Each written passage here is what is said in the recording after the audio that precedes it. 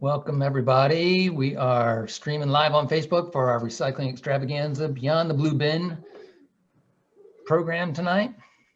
We're just waiting for people to get out of the waiting room and into the Zoom room. So I'm excited to spend some time talking about e-waste and HHW, the old household hazardous waste. So thank you all for joining us from wherever you are. We're always happy that anyone's listening to me. Actually, I kind of like that. When I'm talking, the people are listening. So I appreciate you all listening. And I know you're like, Bob, go for the mute button right now. You got to go for the mute button. Anyway, welcome everybody. So, have you ever wondered, like, what do I do with stuff like this, or, I got an old set of earbuds, or, maybe I've got some old paint here, or how about a fire extinguisher that just got out of my grandma's house? What do I do with this stuff? Or, oh my God, you could have the big buffet warmer that, got donated to you, or somebody that you happen to know pulled it out of the trash and said, this thing still works. It's got a cord, it's a little buffet. Somebody will want to use this, but you never found that.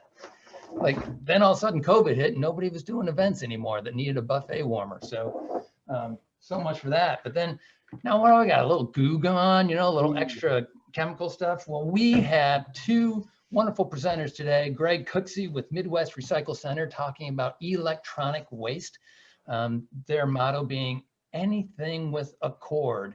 And Greg's going to give a wonderful presentation today talking about their certified operation around electronics recycling here in the region. They have been a great partner for Earth Day 365 for many, many years. We had been doing a Recycling Extravaganza event every April in which we would gather collectors of hard to recycle materials, things that you can't just put in your blue curbside bin for pickup, because we know that you have to stick with the 6 to go in the recycling bin. So cardboard, plastic bottles, aluminum cans, steel cans, mixed paper, glass bottles, that kind of stuff, including like food cartons, stick with the 6, those go in the recycling bin.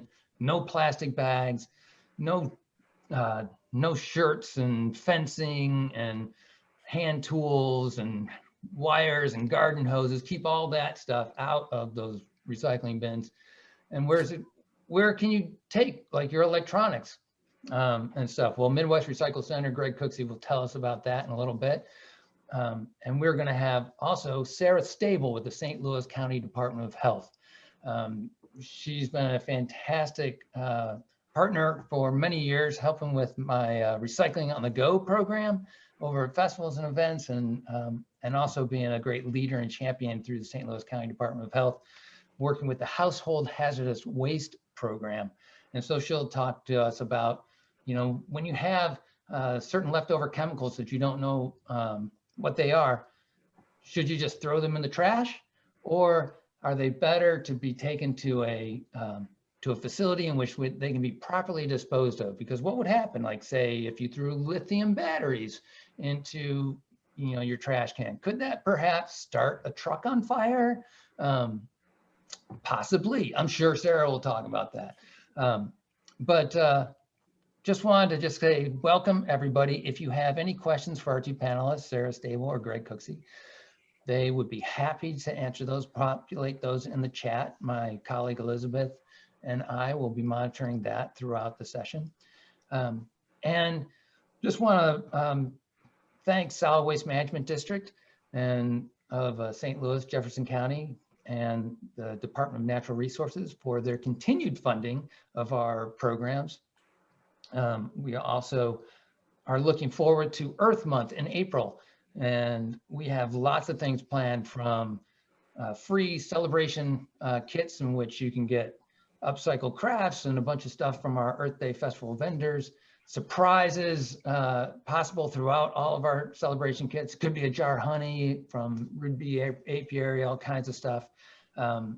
We're also doing Environmental Justice Days of Action. We're partnering with Dutchtown Community up in North City, North Newstead Association over at O'Fallon Park.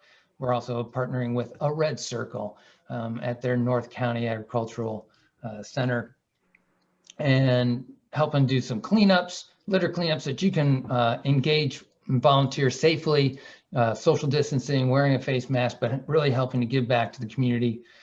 So we're super excited to be doing those. Plus we have a green dining week happening the week of April 16th through the 25th, I believe, in which we have about 15 Green Dining Alliance member restaurants. So please check out earthday-365.org for all the happenings for Earth Month 2021. I'm gonna pass the baton over to Sarah Staebell to say hi. And like I said, if you have any questions for Sarah Staebell or Greg Cooksey, please pop those in the chat, and we'll get your questions answered right away. Sarah, take it away. Thank you so much for being here, by the way. Yeah, of course. Thanks for having me. Let me share my screen real quick. All right. So thanks for that introduction. I'm Sarah. I work for the St. Louis County Health Department with the Household Hazardous Waste program. I wanted to go over what Household Hazardous Waste is, a little history of the program, where we are now, and then how to use the facility. So what is Household Hazardous Waste? Well, first off, it's a very long name, so we lovingly call it HHW. So if you hear that through the rest of the presentation, this is what we're talking about. So it's products in your house that contain chemicals that are corrosive, explosive, reactive, and toxic. Or better yet, you would see maybe these symbols or the words toxic, danger, warning, caution. Products might not say, scream at you, I'm hazardous, but they will have these kind of keywords and symbols to kind of show you this is hazardous. And then kind of the distinction, yes, just like that. So the difference though between household hazardous waste and just hazardous waste is that these products are deemed safe to be in your household. I put that in quotes because it is 100% up to you to store these products safely, use them safely, and dispose of them safely. So if you do all three of those things, perfectly safe. If you do not, there's potential for very extreme danger. And so I just want everyone to please read the label when they buy their products, and you'll be fine. But the regular hazardous waste, there is an industrial grade product that wouldn't really be safe in your home. We don't touch that because it's regulated and permitted differently. So our program is just focusing on the residential grade waste that is safe to be in your house. So just a little history and background. That's actually started as one-day events in St. Louis County. They were extremely popular. You had to wait, hours to drop off your stuff. And they did about 4 to 6 events in a year, and they spent about $1 million a year on it. So they, after 5 years, they really saw that there's an extreme need and want from the community to dispose of their stuff properly. Not everyone, knows how to do it, or there might be barriers to it, but, I think people inherently want to do the right thing with this. And that's what those events showed. So after that, we said, you know what? It's time to invest in some permanent collection facilities. So in 2006 to 2012 was the exploratory process, which sounds long, but in government time, it's a wonderful timeline. And that brought us to the partnership between the Metropolitan Sewer District, MSD, Missouri Department of Natural Resources, and then the St. Louis Jefferson Solid Waste Management District. They all came together. MSD gave us some land to build this permanent facility. We couldn't buy land, but we could build a building on it. So we do have a chunk from their water treatment plant that now houses our facility. And then the other two help fund the lockers that the waste gets stored in, because it does have to be stored very specifically to make sure it's safe. So that was the birth of the regional program that we have now. So this is our first location. We call it the South County location. This is on MSD's property. She's absolutely beautiful. And this opened in March of 2013. And right now we're open every Thursday, Friday, and every other Saturday down south. And then in 2015, we opened the North County facility. And if you could see this brick building back here, that was the old county animal shelter. So when they moved, we got to plop our lockers down and create a household hazardous waste facility. So this is our North County one. This one's open Wednesdays and then every other Saturday. So we are trying to hit that barrier of if you do work a traditional 9 to 5, we have Saturdays open. And if you work nights and weekends, you can come during the weekdays and, you know, trying to hit different parts of the county. And then again, I bring up land because if I say it enough and manifest it, this will happen. So we are trying to expand into West County. So if you have free land in West County that you would love to see a household hazardous waste facility on, please let me know. We would love to utilize it. So just remember, we're trying big things and West County's next. I'm so glad you're not shy.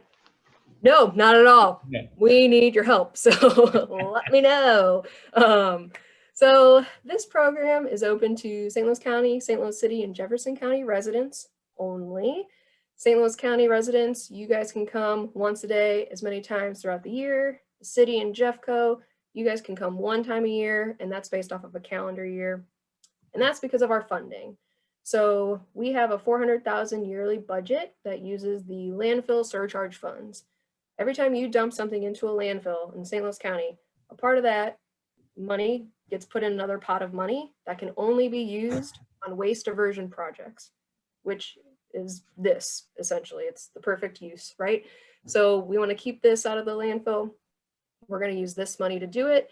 So that's why residents can come more in St. Louis County. I'm not going to sugarcoat that either. We have to get grant money for the city and Jeffco to participate, and we want to keep this open year round. The reason people are using this facility is because they're cleaning out their house, someone died, they have to clean out their house, or you moved and you want to get rid of it, or someone left you stuff when you moved into your new place. So it's important, all that happens year round. So it's really important to keep it open year round.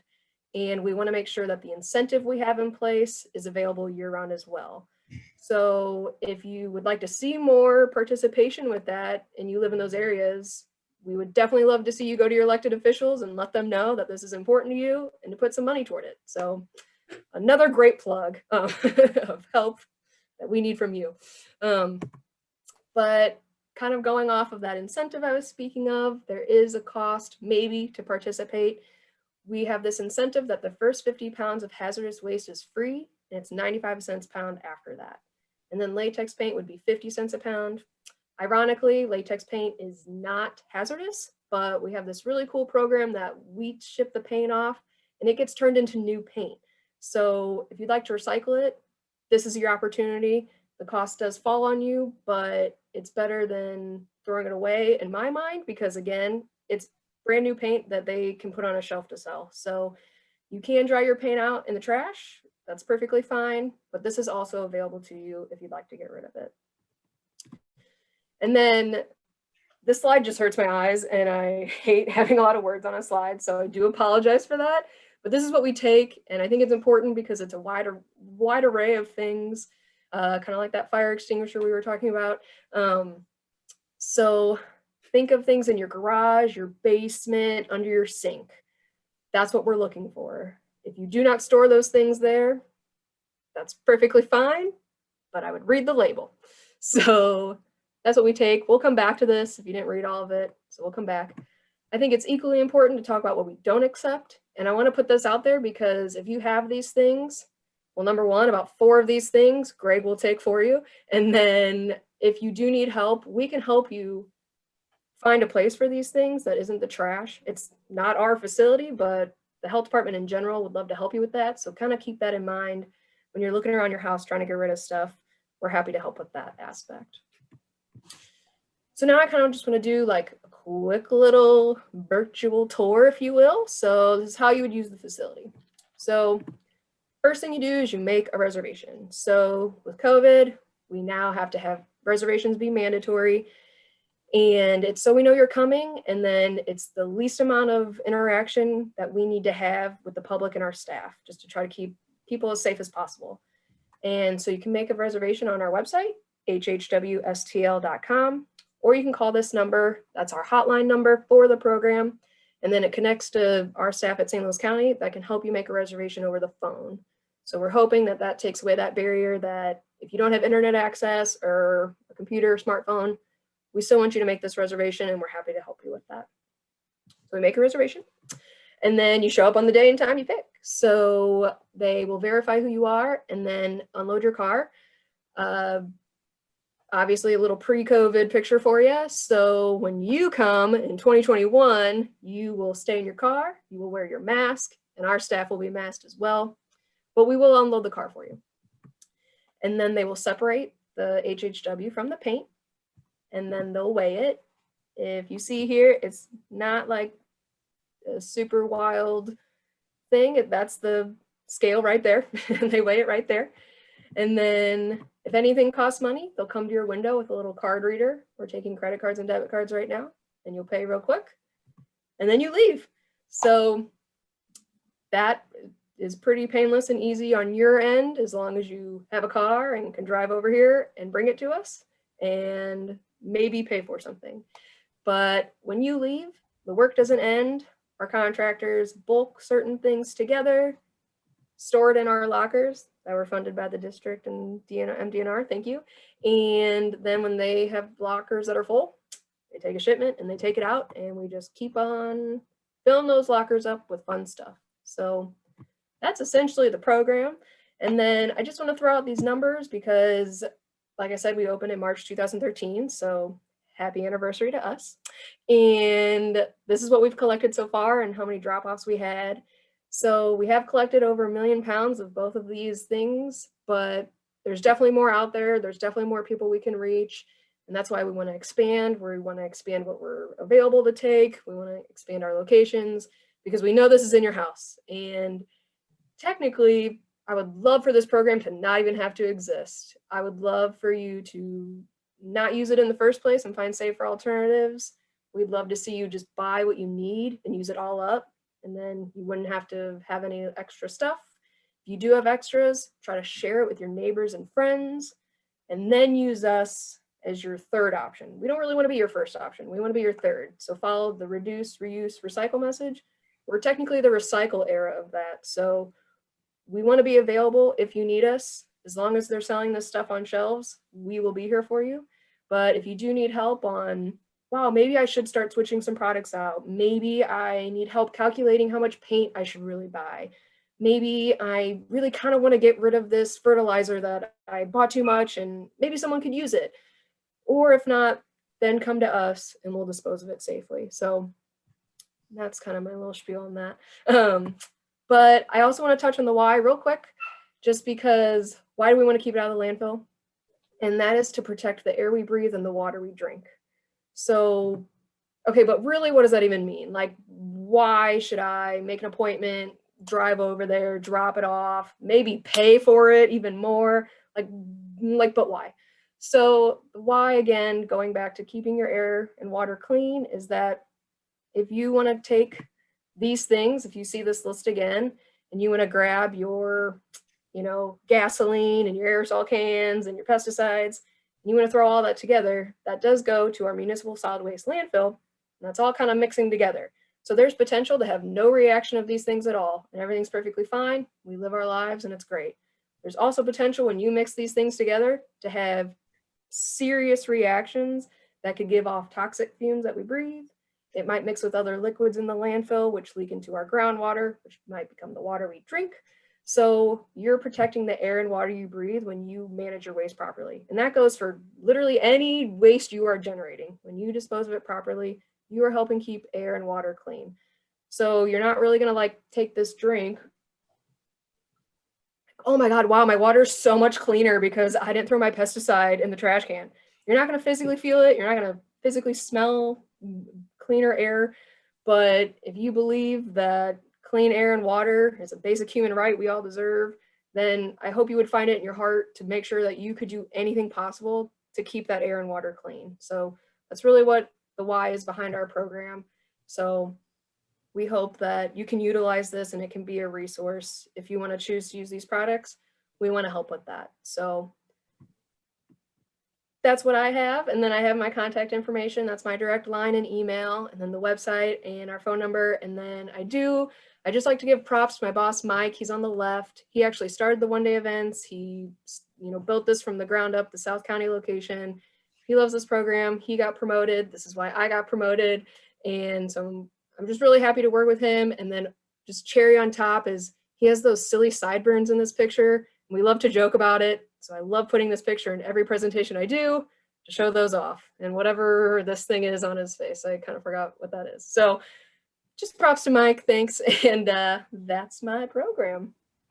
Wow, I really should have gotten the one of you eating oysters there. I have a photo of you then, Sarah, and put it up. I know, you could have. I could have. I missed an opportunity there, I feel like. You truly did. Not everyone is as smart as me, I guess. Yeah. I did not realize that was the kind of person you were, Yep. Here we are. We always are learning something new. So. Hey, so one of the things that I think about, and just ask your thoughts on this, but so often I see written on the back of chemicals, like a cleaner or something, as they say, rinse the container out 3 times before you throw the container out, which seems to indicate to me that dilution is the solution to pollution. Do you have any thoughts on how we're doing with that? When I think about all the waste that travels down the Mississippi River and ends up, polluting our oceans, 9 million tons of plastic annually. I know it's a little bit outside of the household hazardous waste, but when you're talking about how we manage this stuff effectively, right? What do you think about that? I mean, I guess, is your question like, how is our population doing with that? Or like, do you think I believe in disposing it properly? What's your question? Well, no, I totally get that, right? But I really think like sometimes we think that dilution is the solution to pollution, and we'll just keep, Okay. smaller quantities of stuff in the environment. It's clicking now. Less toxic, right? Yeah. I mean, I think my general opinion is just like not using it in the first place will actually be the real solution to that. Diluting it down. I mean, you got to meet people where you're at. That's where you're at. That's great. But we can just take that so many steps further, and we can reach people way before it even gets to that point. So I would like to see us in general, moving toward that reduce phase and not even having it. So then you're not even diluting anything. So hopefully that answers a little bit, or you can see my opinion a little bit on it, but. Yeah. No, I totally appreciate that. And where do the materials go when they're shipped off in a container? What happens to some of those? Yeah. So right now our contractor is Veolia. They have a incinerator in a building, and it's in Sauget, Illinois, just like right across the river. So they take everything there first, and then it will get dispersed based on what it is. So about 85% of the stuff we get can be like reused and recycled in a different way. And then about 15% of it gets incinerated at their incinerator. And then that ash is sent to a hazardous waste landfill. So that's different than where our household trash is going. This landfill is permitted to take this stuff. It has protocols in place to handle this type of waste. And right now that is the safest thing to do with some of this. Like an example is the aerosol cans. No real way to capture this stuff, and there's no real end market to it. So the safest thing, because they can puncture and cause massive issues, best thing to do is incinerate it, and then that ash goes away. So it isn't just all reuse and recycle at our facility, and we understand that, but by bringing it to us, it's the safest possible disposal route that you can go. Right. And you take like fluorescent tubes. Like I just had an idea.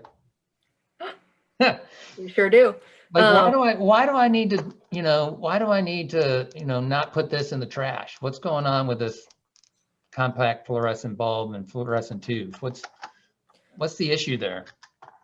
I mean, we'll start with broken glass and then just the compounds in it that it's just the safest thing to bring to us. Like there's some mercury in the floor, like the long. Yeah, there's mercury in it, right? Yeah. So we want to not have that break open. So that's why you want to bring it to us. And again, those long tubes are definitely the things we want to capture most, but we do take pretty much any light bulb and we will dispose of that properly.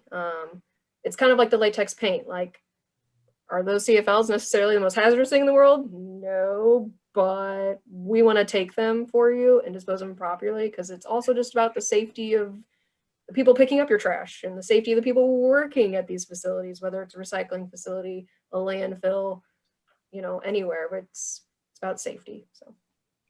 Yeah, no, I really appreciate that. And one of the things I think about is we call them landfills, we call them trash dumps, but they're really solid waste, landfills. So I've seen people throwing bags of unused ice into a dumpster. I've seen people throwing liquids and all kinds of, Yes. non-solid materials, which create this like goo at the landfill, right? And just this muck.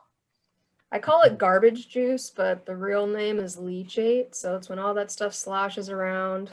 That can be an issue, and that's what could possibly leak into our groundwater. So it's, again, I'm not saying that it's total panic, landfills are terrible. It's more about, let's use landfills for what they need to be used for. All the stuff we take does not need to go to that specific landfill.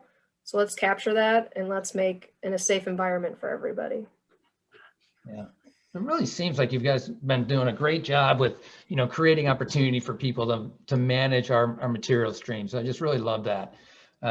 Really, hats off almost to you. Thank you. Thank you. Almost. Yeah. But I mean, it's a great job for the county to lead this effort and helping people manage this stuff, because as consumers, sometimes we think, hey, it's on the shelf in Target, it's got to be okay for me, to just dispose of it however, right? And it becomes really challenging, I think, as individuals to figure out those choices of where to take stuff. So I really appreciate Household Hazardous Waste program and what you're doing there and trying to make that available for everybody. Well, thanks. It is a lot is put on the consumer, and it is your responsibility. If you're going to create this waste, you do need to be responsible for it, but it's extremely overwhelming, and sometimes it's overwhelming to do the right thing. You just throw it away, and I get that, but we want to be here to help that. And again, that's why I want to reach out. Just if you find anything weird in your house that you want to get rid of, please come to the health department and ask, because we want to do that work for you. We want to create a safe environment for you to live in. So we're here to help, and I hope people see the waste management program in general in that viewpoint, that it's really just about managing waste properly at the end of the day, keeping our air and water clean. Yeah. Thank you so much, Sarah. And that's a great segue about, responsibility as an entity, to segue right into Midwest Recycle Center, who has really taken that sense of responsibility really to heart and has really done a lot of work around certification and making sure that they follow all the rules and protocols to make sure that when you hand them some electronics, they're doing everything they can to make sure that those are handled safely all the way down the chain. And so I'll let Greg Cooksey with Midwest Recycle Center, great partner of ours for many years, take it over and share with you about electronic waste. Thank you, Bob. So let's see here. Share screen. I can share my screen. Bring it up, because I want to know what to do with this buffet warmer. It's been sitting in my office for like 2 years now, and what can I do with that? Anybody want a buffet warmer? Put it in the chat. Let me know. That'd be great.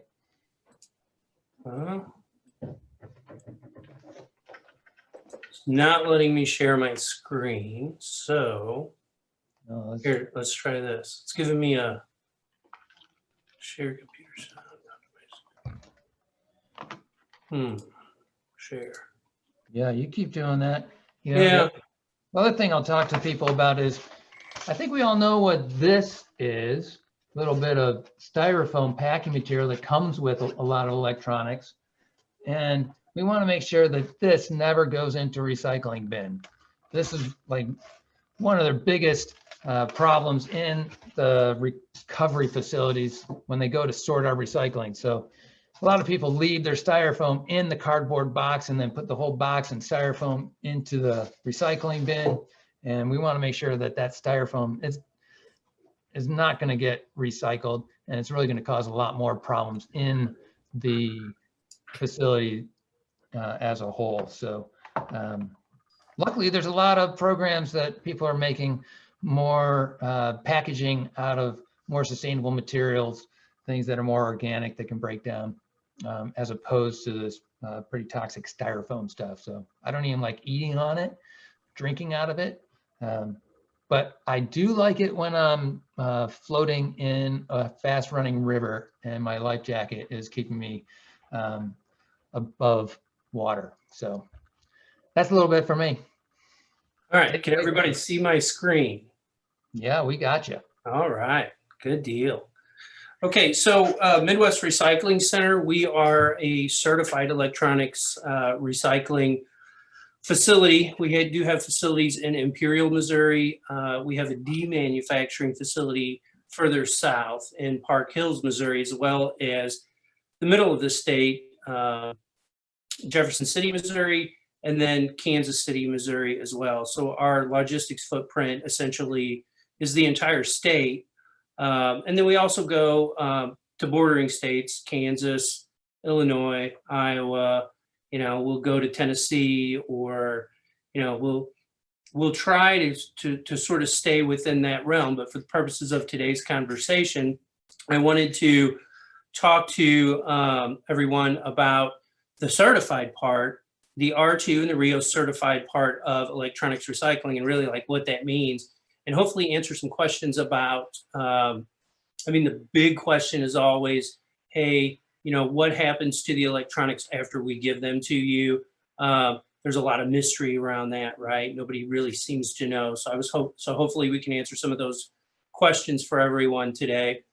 My contact information is there in the bottom left of your screen. My phone number, my email. Towards the end of the presentation, I'll share with you our website, and you can ask questions through the website as well. So we've all seen these kind of pictures, and we know that this is happening. And to Sarah's point, absolutely, we want to keep electronic material that may contain harmful substances, if not properly managed, out of the landfill. And I should also thank St. Louis Jefferson Solid Waste Management District and Missouri Department of Natural Resources. They partially fund some of the events that we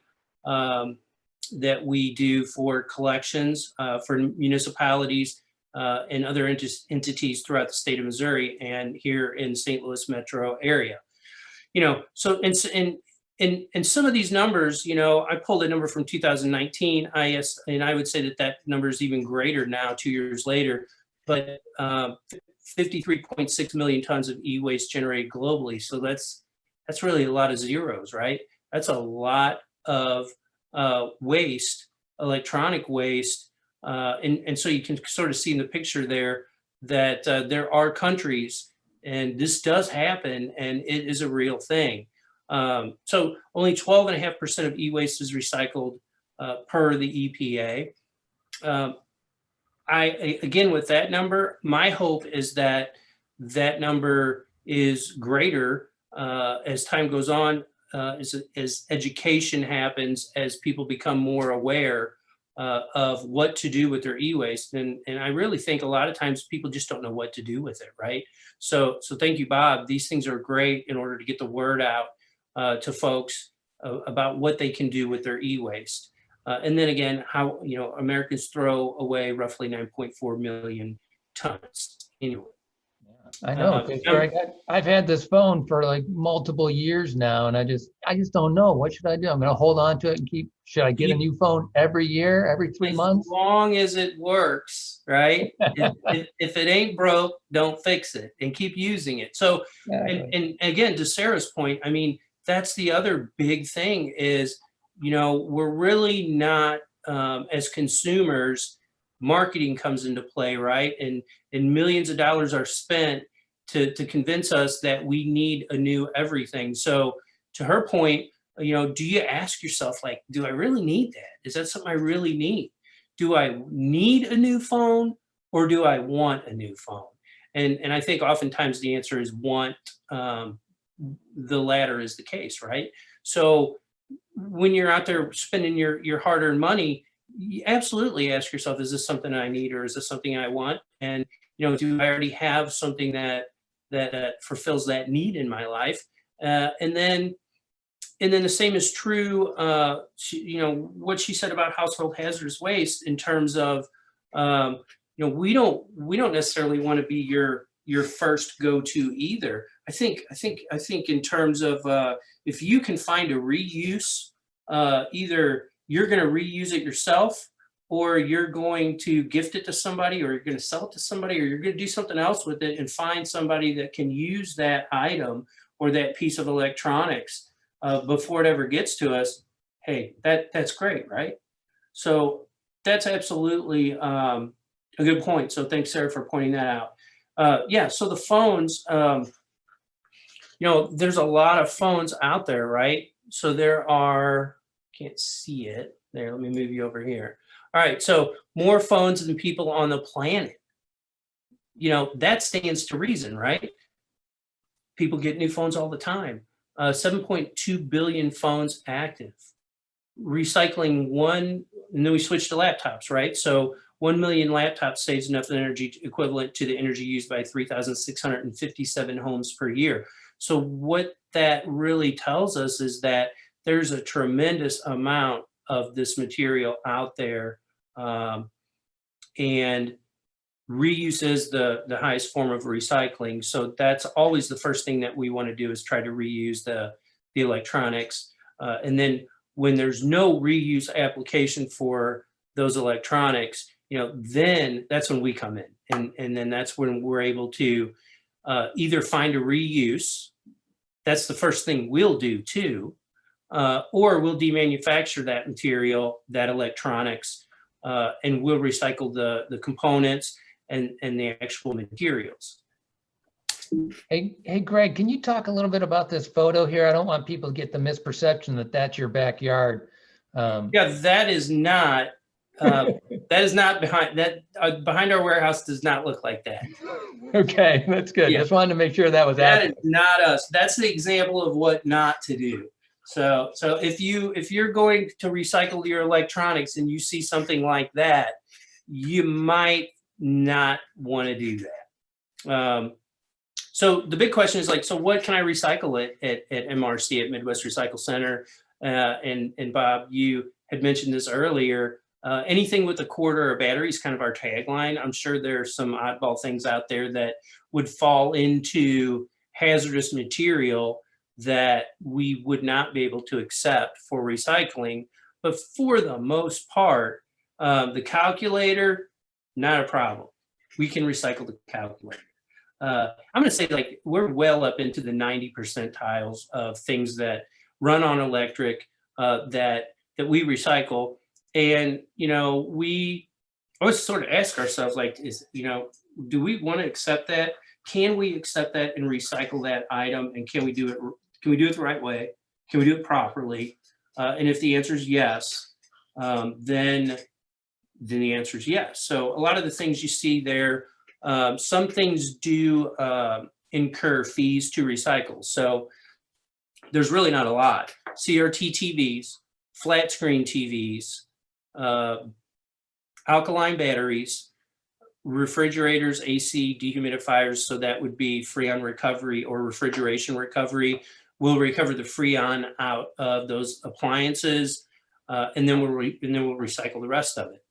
And how important is it to recycle that Freon and not let that off gas into the atmosphere? I believe it's very important. I mean, that's what we, it's actually down, in my world, that's called a legal requirement. So if you're not doing that, especially if you're a company charging for that service, then that's a pretty big deal. it is damaging to the environment and the ozone layer. So yeah, I mean, that's, we pump down the Freon and we send that off to a vetted. I'll get more into downstream vendors further in the presentation, but we do have a downstream vetted vendor. So we'll pump down the Freon, we'll collect it, we'll store it, and then once we have enough of it, then we'll send that to a downstream vendor. Then that product then goes through a reclamation process, which essentially like cleans it and separates it, and then it's made available as new Freon. It's a pretty straightforward recycling process on that. That's great. Thanks. Then we'll get into computers and laptops and tablets and all the other kinds of things that you've got around your house or your parents' house, or oftentimes this stuff just sort of collects. And one thing I always like to say is like, so just to kind of bring it into focus is, how much is your house payment, or how much do you pay in rent? And how much, if you've got, one thing we do in warehousing, or when you're familiar with how facilities work, is a pallet space in a facility costs X amount of dollars. And if a pallet sits in that space, then that pallet then is costing money.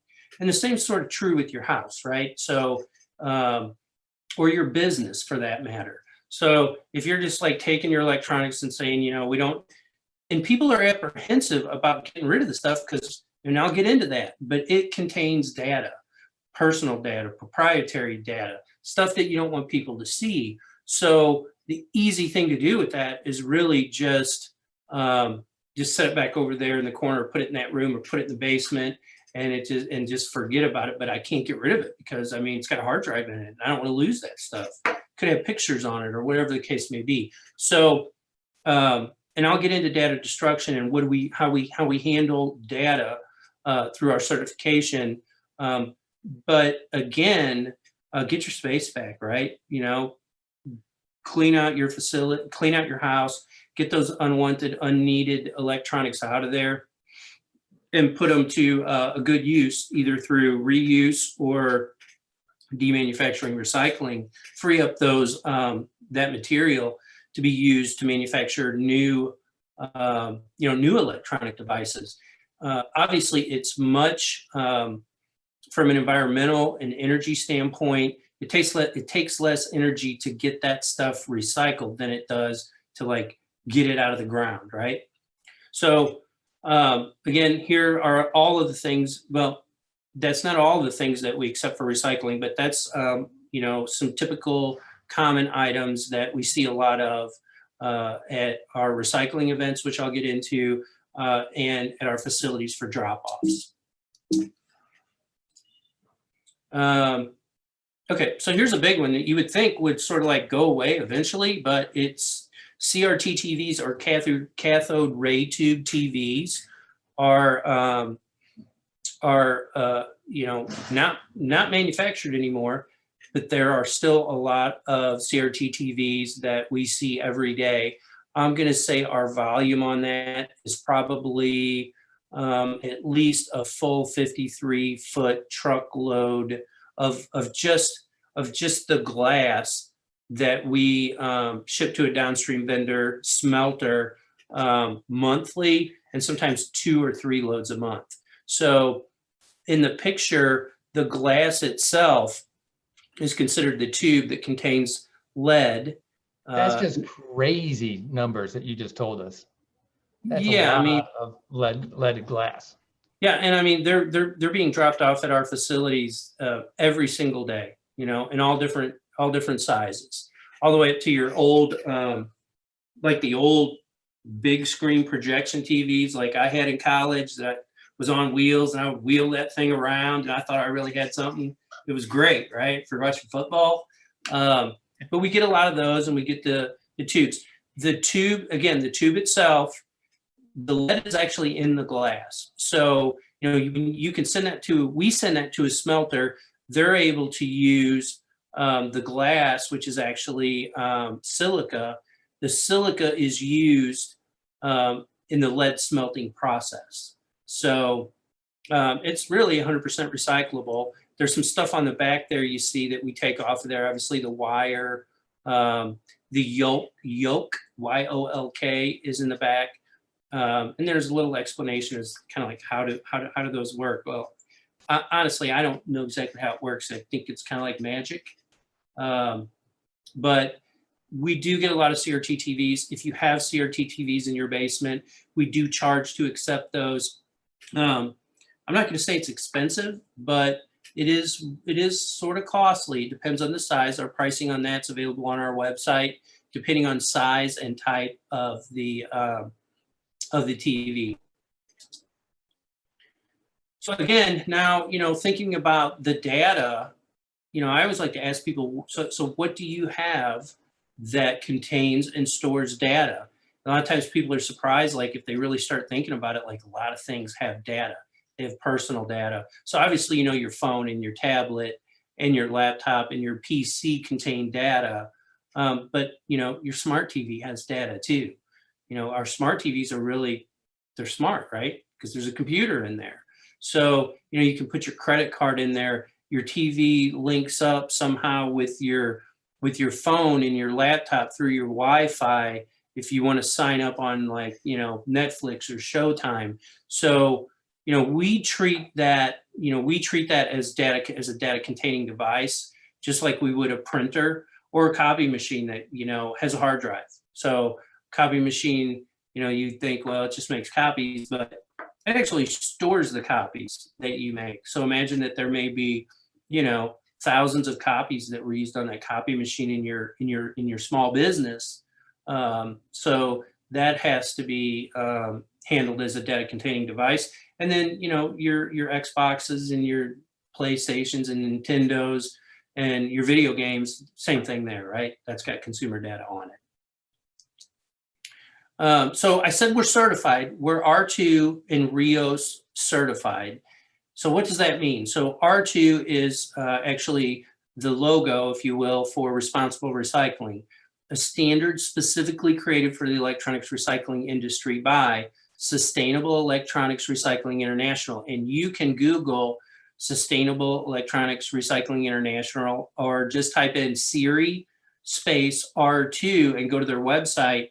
You can search for other R2 certified recyclers on their website. And I would suggest that would be, that's a responsible thing to do, right? If you want to recycle your electronics, you can find any R2 certified recycler, either in St. Louis area or beyond.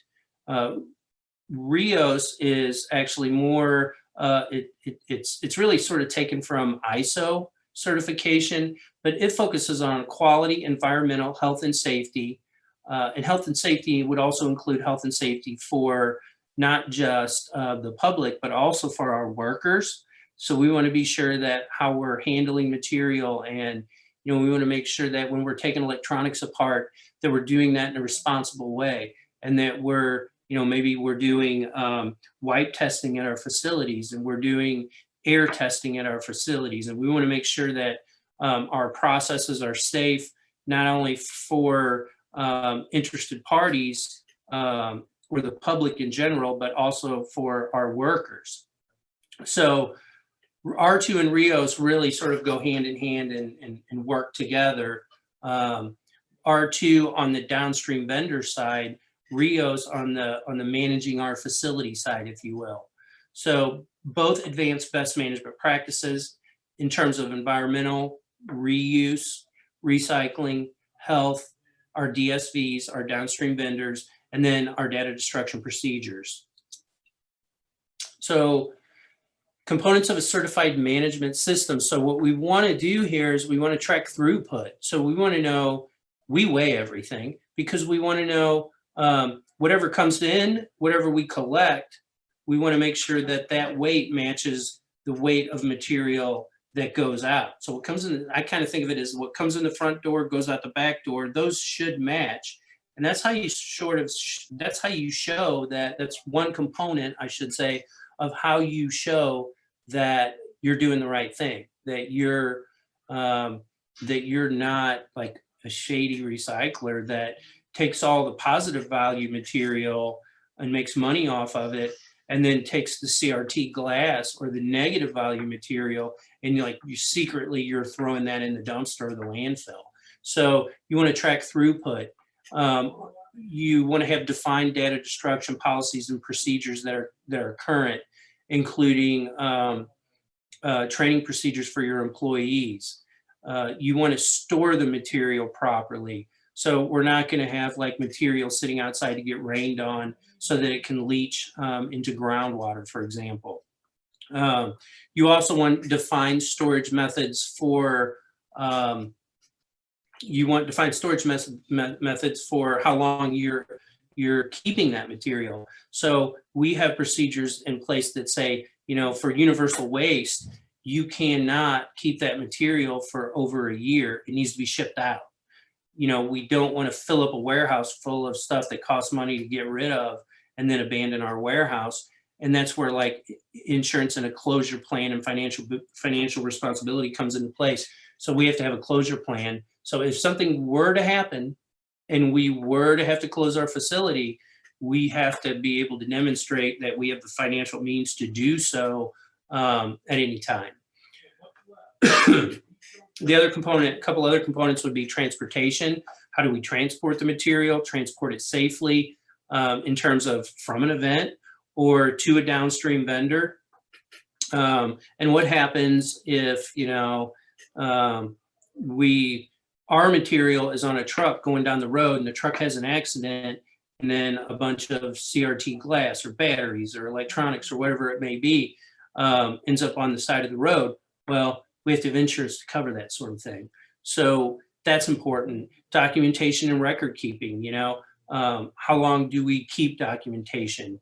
What records do we keep and how long do we keep them? So all of this is defined in our system, in our management system, and we have to live by it.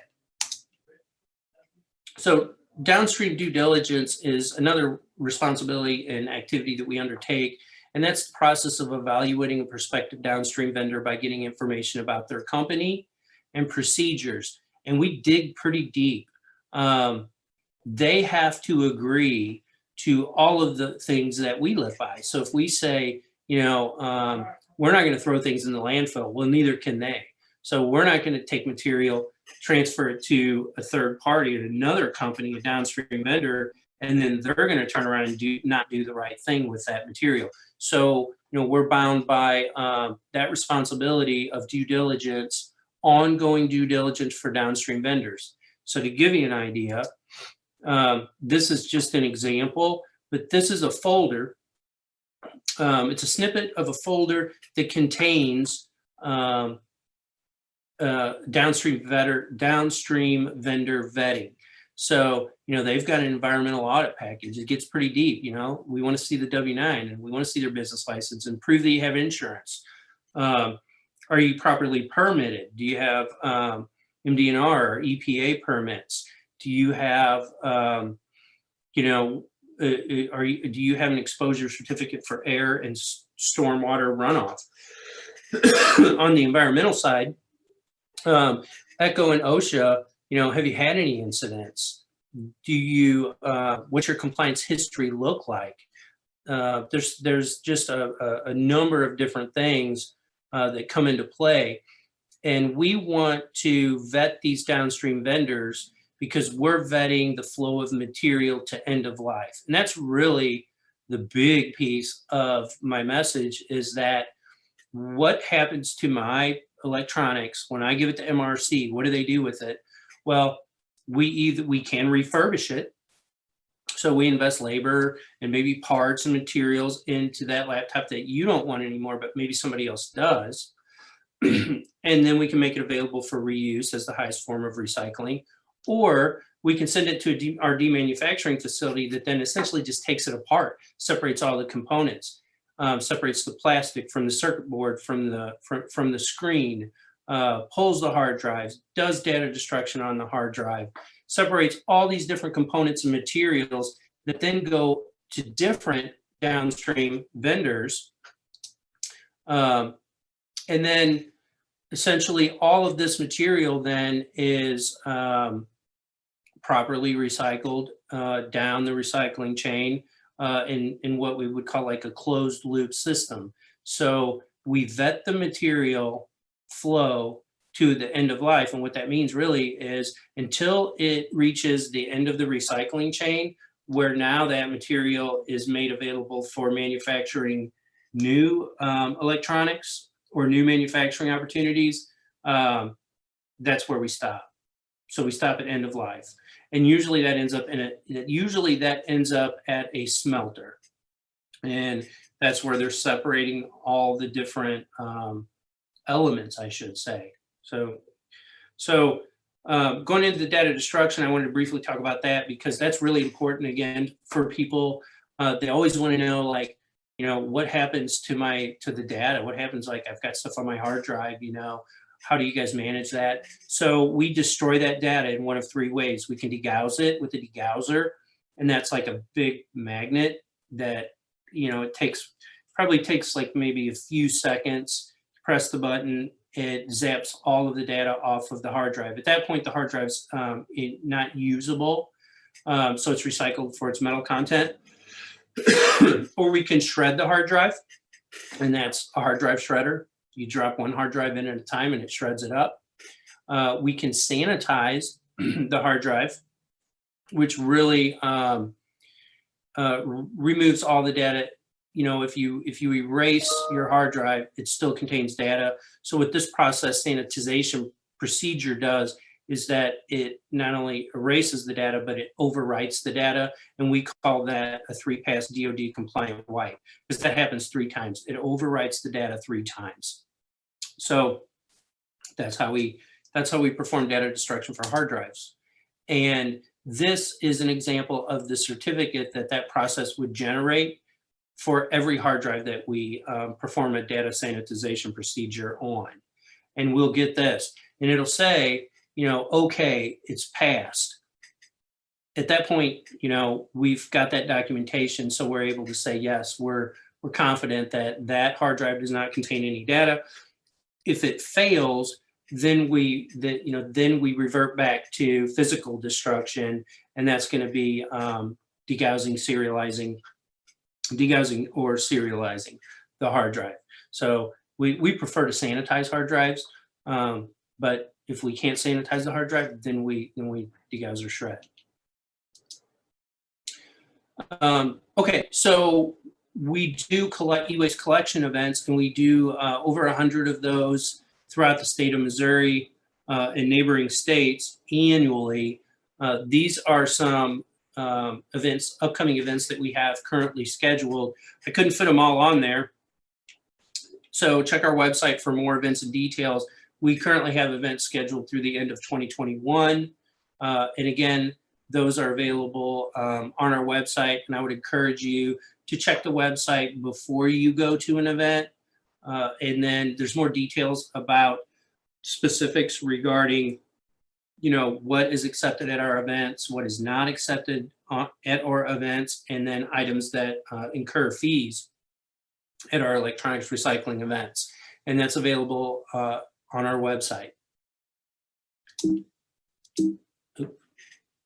And that should conclude my presentation. And I'll open it up for questions at this point. Greg, thank you so much. I really appreciate, you know, the in-depth look at your operation and just, you know, how people can make good choices as they're wondering, what do I do with the stuff that I own now, and how do I responsibly take care of it? And I really appreciate everyone on this call and in this program. If you have any questions, please, you know, send those our way. Let us know what you have an opportunity to talk to 2, you know, wonderful people here that just love answering good questions. I know for myself, knowing Midwest Recycle Centers here, I also talked about like EPC is another recycler, and Spectrum Electronics, there's another recycler here. So there should not be a reason why people can't get their electronics to somebody as long as they have access to transportation. And so if we as a community in a region could fix the transportation gap, we'd be able to get a lot of people that want to do this stuff, but are maybe renting and they only have access to public transportation that doesn't go where it needs to go. So those are some big issues that still need to get taken care of. But I really appreciate the full circle, the depth of documentation that Midwest Recycle Center does to make sure that things are recycled responsibly. And you did say that you take alkaline batteries, and is there a charge for that? There is. We charge $1 per pound for alkaline batteries. We don't accept those at events, but we do accept those at our facilities for drop-offs. Yeah, that's great. And why do you have to charge for those versus the rechargeables? Battery, it just depends on battery chemistry. The recycling industry sort of dictates that to us based upon their their reclamation process.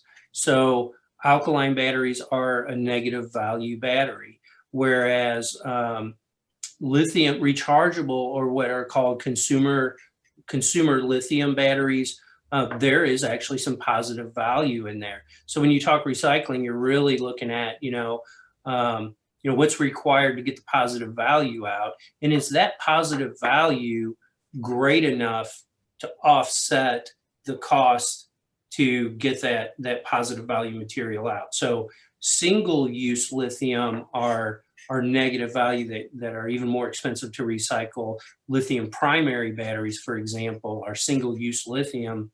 Those are pretty expensive, but it just really, I mean, you'd be surprised at how many batteries there actually are. There's a lot of different chemistries out there, in a lot of different things, and it all just incurs different pricing. But there are our downstream vendor does all that. There are different processors out there that those facilities actually, we don't take batteries apart, right? And we send them to a processor that's downstream, and that pricing comes from them.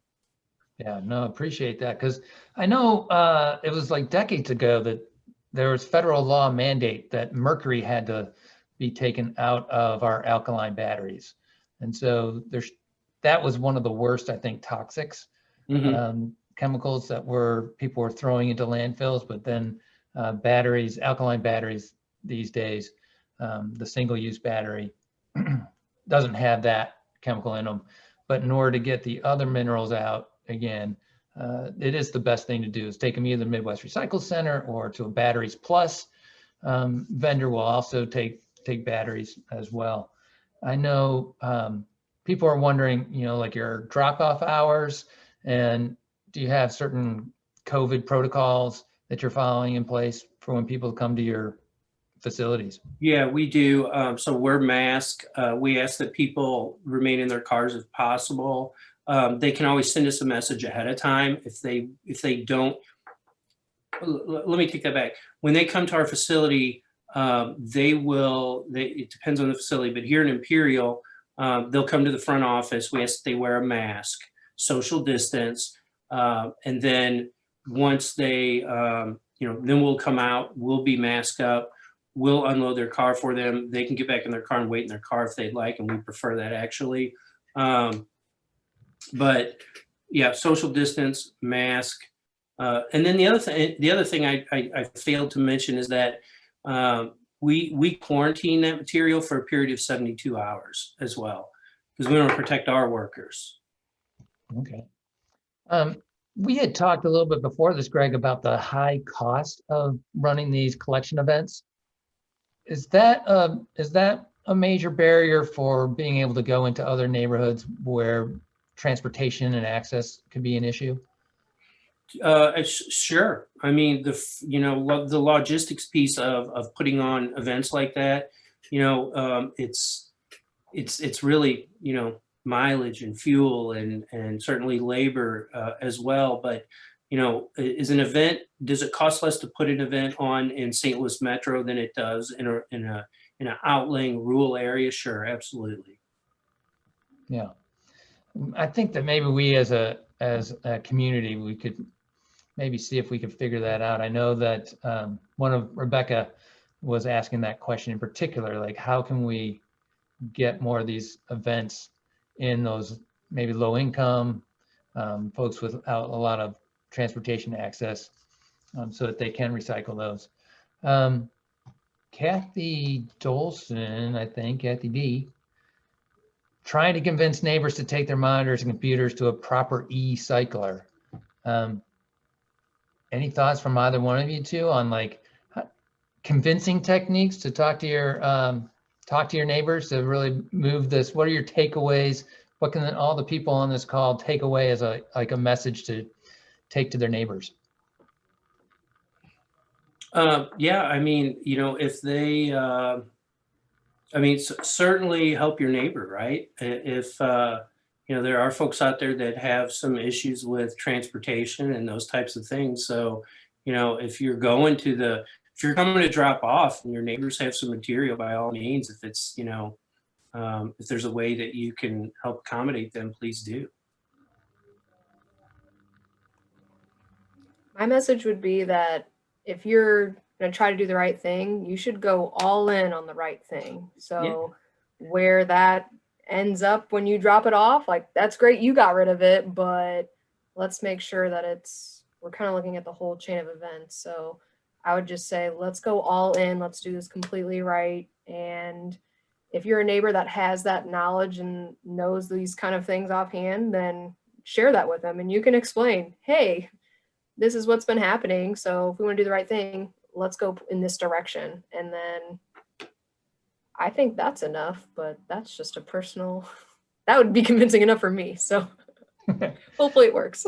Yeah, no, I appreciate that. And I think the other piece to that neighbor question, you know, how do you get somebody to take it to a proper certified place, is also getting into the idea that, well, I can take it to this other guy and he's a scrap metal guy and maybe he's going to pay me for it, you know, pay me to take some of this stuff. I hope that the local scrap metal people aren't taking hazardous, you know, materials and leaded glass and just dumping that into their trash dumpsters or something. But yeah, I'm wondering I mean, if that's a piece that anyone has anything.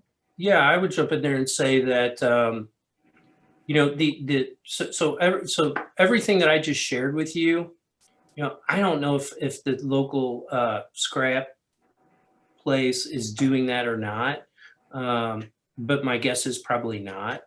You know, some scrap facilities will take that stuff, and some of them will send it to an R2 certified company like us, and that's great if that's what they're doing. You know, so I wouldn't fault anybody. You know, I wouldn't point the finger at any scrap company and say that, you know, don't take it there, they're not doing the right thing. I don't know that. But I would encourage anybody to ask those questions, right? So that's what I would say, is ask questions. What happens to it? What do you do with it? Where does it go? You know, and if you experience, if you feel like, well, you know, they really don't know the answers to any of that stuff, or you don't like the answers, then, you know, maybe you would want to think twice about, at least, and especially if you're giving them data bearing devices.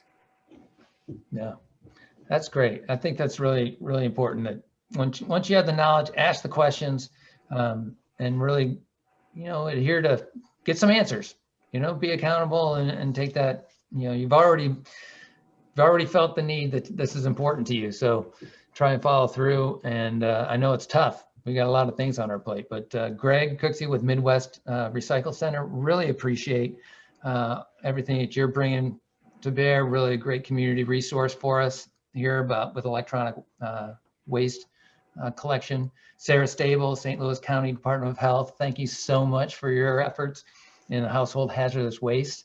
Want to remind people again that Solid Waste Management District of St. Louis and Jefferson County and the DNR are funding a lot of our programs here at Earth Day. We've got our Earth Month coming up, in which we have Earth Day celebration kits sponsored by MSD and Project Clear, along with Metro Lighting. So there'll be gifts and stuff from those two organizations in those Earth Day kits. We've got Environmental Justice Days of Action that are coming up, so you can get out and volunteer at socially distanced events for litter cleanup and to help communities. We also are part of a plastic waste community science program, needing volunteers to get out and track as a part of a global effort what is happening in the Mississippi River watershed. The Mississippi River is 40 states wide, this fourth largest in the world. So it drains 40 states, and we're trying to track land-based plastics and how those end up in the ocean through this marine debris tracker program. So check out earthday-365.org and look for our Days of Resilience and our Earth Month 2021 to get involved in a plastic waste pollution community science, where you can data track and log plastic waste in your backyard or at some of our cleanup events all around the area. Great Rivers Greenway and the Confluence Trash Bash is happening. There's a lot of other events to really get yourself into and connect with the community around Earth Month. So we're super excited about that. We're hoping to have more programs with this Recycling Extravaganza coming up in April or May. Next week, we have a homegrown series. I wish I had that information right in front of me. But, it's on March 18th at 6 p.m. And I just put the homegrown series Earth Day link in the chat for you all to register for the Zoom program. So next week with the Indigo Garden Project. Yeah, so that'll be exciting. And that's, I think, is something that's happening in the Greaterville community, I think. But tune in to that one and see how that was. Greenway Network is also participating in the plastic count in case any attendees are in St. Charles County. So, so that's another thing. Yeah, there's ways to connect out and let's get out. I know this pandemic has kept us cloistered for a long time, but we can still socially distance and still help our community with some of these other great events coming up. So thank you, Sarah. Thank you, Greg. Thank you, everyone, for being on the call. This is Bob Henkel, Program Director at Earth Day 365, saying take care and enjoy some dog cameos. Yep.